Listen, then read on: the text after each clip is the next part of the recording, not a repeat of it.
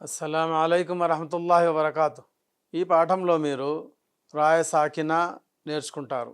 రాయ సాకిన అంటే జజం కలిగి ఉన్న రాను రాయ సాకిన అంటారు.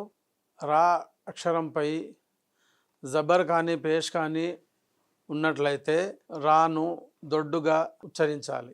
జేర్ ఉన్నట్లయితే సన్నగా పల్చగా ఉచ్చరించాలి. అలాగే రాపై జజం ఉండి దానికంటే ముందు అక్షరాన్పై జబర్ కానీ పేష్ కానీ ఉన్నట్లయితే ఆ చోట కూడా రాని దొడ్డుగా చదవాలి. జేర్ ఉన్నట్లయితే పల్చగా సన్నగా ఉచ్చరించాలి. రాయ సాకినా కంటే ముందు జబర్ లేదా పేష్ ఉన్న అక్షరాలను ఈ విధంగా ఉచ్చరించాలి.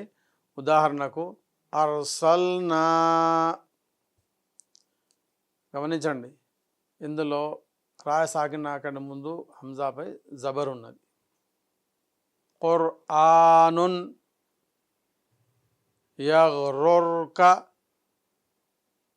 రుబమా రఊఫున్ ముస్తఖిర్రున్ మర్రతన్ బిర్రున్ రబ్బిర్జిఊని అమిర్తాబు ఇర్జిఈ ఫిర్కతున్ మిర్సాదన్ ఖిర్తాసిన్.